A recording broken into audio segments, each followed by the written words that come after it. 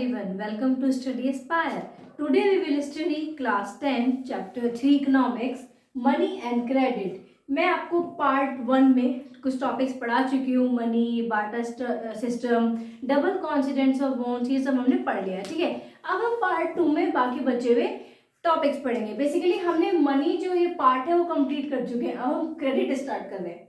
ठीक है, क्रेडिट क्या होता है? देखो, क्रेडिट बेसिकली होता है एक टाइप का लोन होता है जो आप उधार लेते हो किसी से और प्रॉमिस करते हो कि बाद में रीपे कर दोगे. The ability to borrow money और access goods and services with the understanding that you will pay later. मतलब एक ऐसी एबिलिटी कि आप बोरो कर रहे हो मनी और उससे प्रॉमिस कर रहे हो कि आप उसको वापस लौटा दोगे. Also called loan. It is also called loan. It is an agreement in which the lender supplier to borrower money. Borrower को money देता है lenders और goods और services with the promise of future payment. वो promise कर लेते हैं कि हाँ future payment आप कर देना, अभी आप ले जाओ, आपको अगर जरूरत है तो ले जाओ लेकिन future payment कर देना. ये basically understanding पे होता है. Two different credit situation. देखो, अब बात करते हैं दो डिफरेंट सिचुएशन आती है क्रेडिट की. One is credit is an asset. Credit asset है. Credit is an debt trap. दो है, फायदा भी है नुकसान भी है. ठीक है, एक एग्जांपल के थ्रू पढ़ते हैं. During the festival season a shoe manufacturer Salim has received an order of making shoes in bulk. ठीक है, फेस्टिवल सीजन के दौरान एक सलीम नाम का लड़का है, उसके पास बल्क में ऑर्डर आया था कि आप शू मैन्युफैक्चर करो. ठीक है, विद इन 1 month टाइम, एक महीने के अंदर. To complete the production he hire extra workers and has to purchase the raw material. Production complete करने के लिए तो टाइम बहुत कम है पहली बात. ठीक है, एक महीने का समय है सिर्फ. ठीक है, और उसने क्या कर लिया कि एक्स्ट्रा वर्कर्स को हायर कर लिया और उसको रॉ मटेरियल भी परचेज करना था अभी. ठीक है, he asked the supplier to supply leather now and promise to pay him later. वो सप्लायर से पूछता है कि आप मेरे को लेदर अभी सप्लाई कर दो, मैं आपको पेमेंट बाद में कर दूंगा. ही टेक्स सम एडवांस पेमेंट और उसने एक म्यूचुअल अंडरस्टैंडिंग के बिहाव पर एडवांस पेमेंट भी ले लिया. By the end of the month, he is able to deliver the order, make a good profit and repay the money he had borrowed. देखो, एक एस्पेक्ट ये आता है कि उसने at the last production complete किया, प्रॉफिट कमाया और जो लोन बोरो किया था वो भी चुका दिया. ये हमारा आता है क्रेडिट एज एन एसेट. तो क्रेडिट हमारा यूज हुआ एक प्रॉफिट के तौर पे कि उसका फायदा हो गया, उसको किसी ने पैसे उधार पे दे दिए, उसने रॉ मटेरियल खरीद लिया और प्रोडक्शन करके दे दिया है, तो इसमें दोनों का फायदा हुआ. अब दूसरी तरफ पढ़ते हैं हम credit as a debt trap. Debt trap मैंने पढ़ाया था आपको कि डेट ट्रैप क्या होता है. डेट ट्रैप होता है कर्जा, कर्ज में डूब जाना. ठीक है, तो credit as a debt trap, इसको एग्जाम्पल के थ्रू पढ़ते हैं.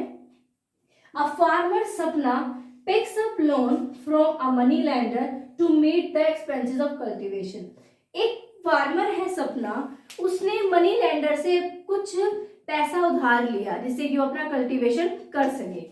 But unfortunately the crop was hit by pest and there was crop failure. Last में क्या हुआ, उसने पैसे भी उधार ले लिए. ठीक है, उसने पैसा लगा दिया अपने क्रॉप्स में कि अच्छा हो जाएगा, बाद में प्रॉफिट हो जाएगा तो फिर मैं लौटा दूंगी. लेकिन क्या हुआ, उसके क्रॉप फेलियर हो गया, क्रॉप उसका सारा फेल हो गया, तो वो प्रोडक्शन नहीं कर पाई ना प्रॉफिट कमा पाई.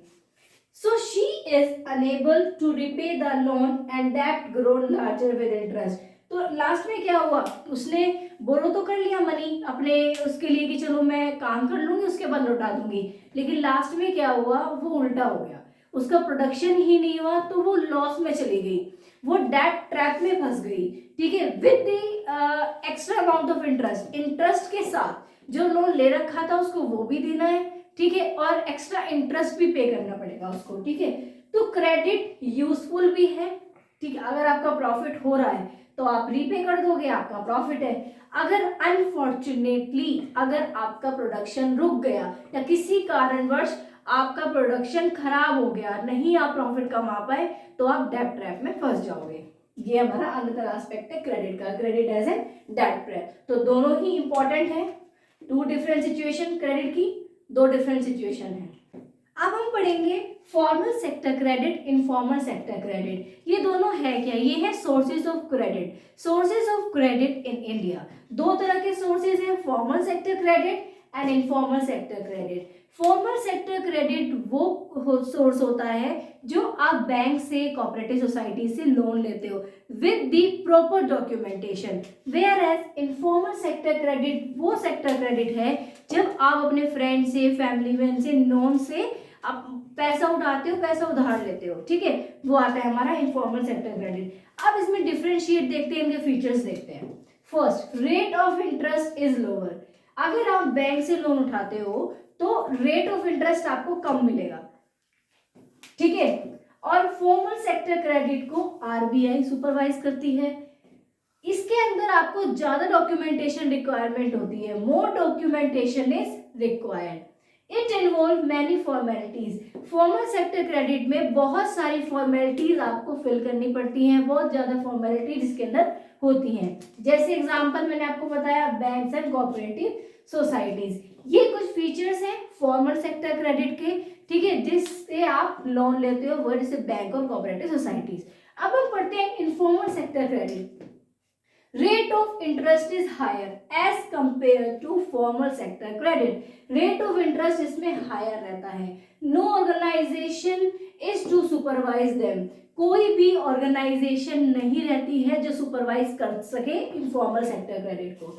लेस डॉक्यूमेंटेशन रिक्वायर्ड, कोई सुपरवाइज करने वाला ही नहीं है तो डॉक्यूमेंटेशन बहुत कम रिक्वायर्ड होता है। लेस फॉर्मेलिटीज, फॉर्मेलिटीज बहुत ज्यादा कम रिक्वायर्ड होती हैं। एग्जाम्पल, मनी लेंडर्स, फ्रेंड्स और जो भी आपके नोन्स हैं उनसे अगर आप पैसा लेते हो तो उसमें less documentation, less formalities required होती है। ओके, समझ में आ गया आपको डिफरेंस? ये इंपॉर्टेंट है, आपको पता होना चाहिए। दो सोर्सेज हैं हमारे इंडिया में जो जिससे के थ्रू आप क्रेडिट बोरो कर सकते हो। First is formal sector credit and second is informal sector credit. अब हम पढ़ेंगे self help group. It is basic idea is to provide financial resources for the poor.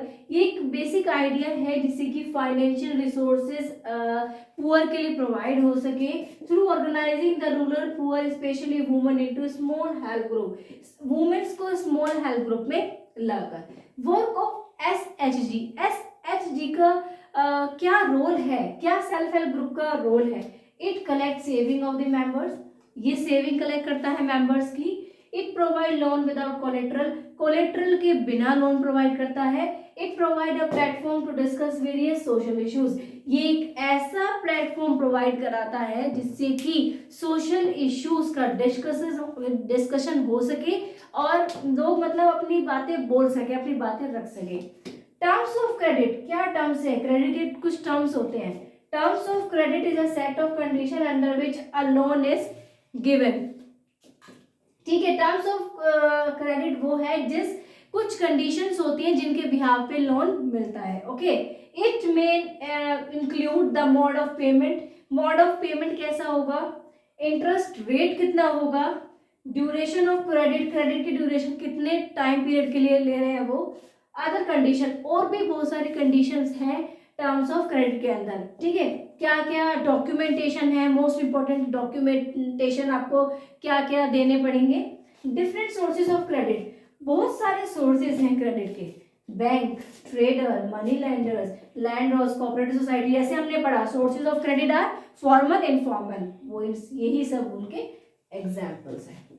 What is collateral? Collateral is an asset that the borrowers owns, such as land, building, vehicle, deposit with bank and uses this as a guarantee to a lender until the loan is repaid. Okay, देखो collateral क्या होता है? अगर आप bank से loan लेने जा रहे हो, ठीक है, आपको कुछ चीज बैंक को गारंटी के तौर पे देनी पड़ेगी जिसके बिहाव पे आपको लोन मिलेगा, ठीक है, कि आपके बैंक के पास एक गारंटी है कि आपने उनको अपना कुछ भी रख दिया, जैसे कि लैंड के पेपर, बिल्डिंग के पेपर या व्हीकल, डिपॉजिट विद बैंक जो आपकी है, ठीक है, कुछ ना कुछ आपको बैंक को देना पड़ेगा तभी आपको लोन मिल पाएगा। बैंक अपनी सिक्योरिटी की ये चीज रखता है कि आप अगर नहीं बाय चांस रिपेमेंट नहीं कर पाए तो वो जो आपने एसेट दिया है बैंक को वो बैंक अपने पास रख लेगा, उसको हम बोलते हैं collateral. Reasons for not giving loan by the bank to some individual और ग्रुप, क्या क्या रीजन है जो बैंक हर किसी को लोन नहीं देता है, ठीक है, क्या क्या रीजंस है। Bank require proper and legal documentation, हर कोई अपने प्रॉपर डॉक्यूमेंटेशन प्रिपेयर नहीं कर पाता है, बैंक्स को नहीं दे पाता है, जिसकी वजह से उनको लोन नहीं मिल पाता है।